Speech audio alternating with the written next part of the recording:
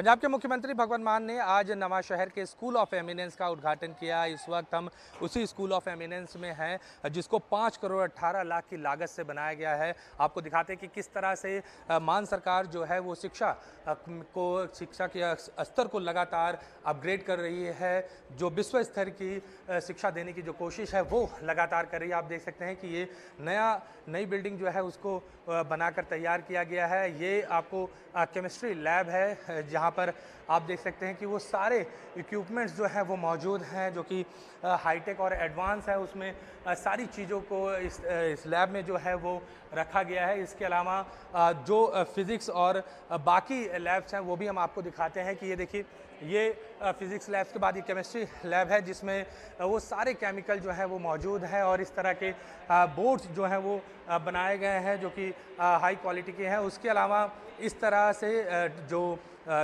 यहाँ पर बनाया गया है ताकि जो बच्चे हैं वो यहाँ पर रिसर्च कर सकें और ये सारे केमिकल्स हैं जो कि केमिस्ट्री के सब्जेक्ट में काम आता है, वो सारी चीज़ें यहाँ पर रखी गई हैं और सभी को जो स्टूडेंट हैं वो अच्छे से इसको कर पाएँ। यही वजह है कि इस तरह से जो चैम्बर है या जो प्लेटफॉर्म है वो बनाया गया है ताकि यहाँ पर बच्चे जो हैं वो रिसर्च कर सकें। उसके अलावा दूसरे क्लासरूम्स जो हैं उसको भी दिखाते हैं कि किस तरह से जो आम आदमी पार्टी लगातार कह रही है कि पंजाब के स्कूलों की जो स्थिति है, जो तस्वीर है वो बदली जा रही है। ये नॉन मेडिकल क्लासरूम है। आपको दिखाते हैं कि किस तरह से यहाँ पर टेबल्स वगैरह जो हैं, कुर्सियाँ जो हैं वो रखी गई हैं। आयरन की इस तरह की जो नई एडवांस चेयर्स हैं, टेबल्स हैं, उसको रखा गया है। उसके अलावा उन सभी चीज़ों को ध्यान में रखा गया है कि ताकि स्टूडेंट्स जो हैं वो यहाँ पर अच्छे से पढ़ाई कर सके। इस तरह से एलईडी स्क्रीन जो है वो भी यहाँ पर लगाया गया है ताकि उनको किसी भी तरीके से कोई प्रॉब्लम ना हो बच्चों को चीज़ों को समझने के लिए। उसके अलावा इस तरह से और भी क्लासरूम जो है वो यहाँ पर तैयार किए गए हैं। ये नई बिल्डिंग है जो कोशिश लगातार यही हो रही है कि चीज़ों को और ज़्यादा अपग्रेड किया जाए ताकि बच्चों को ज़्यादा से ज़्यादा जो सुविधाएं हैं वो मिल सके। और इस तरह से नई बिल्डिंग जो है ये पूरा का पूरा कॉरिडोर जो है वो बनकर यहाँ पर तैयार है। और यहाँ पर ये देख सकते हैं, ये भी एक फिज़िक्स का लैब है जहाँ पर बच्चे जो हैं वो पढ़ाई करते हैं और हर चीज़ का ध्यान रखा गया है। स्टाफ के जो रूम है उसको भी ध्यान में रखते हुए जो है वो बनाया गया है। इस तरह से लिफ्ट लगाया गया क्योंकि बहुमंजिला इमारत है, तो इस तरह से लिफ्ट लगाया गया है कि जो बच्चे ऊपर जाना चाहते हैं वो आसानी से जो है इस लिफ्ट के माध्यम से जा सके और पढ़ाई का स्तर जो है उसको जो है वो ठीक किया जा सके।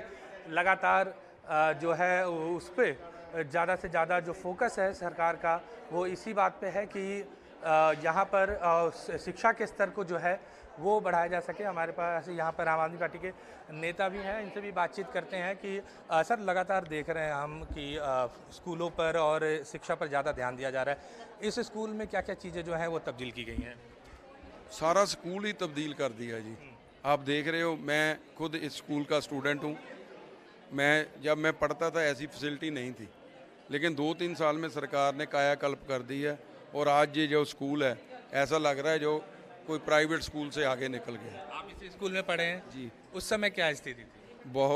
उस टाइम बहुत अच्छी स्थिति नहीं थी। बस सिर्फ गवर्नमेंट स्कूल था, माँ बाप ने कहा कि वहाँ पर पढ़ना है तो पढ़ना पड़ा।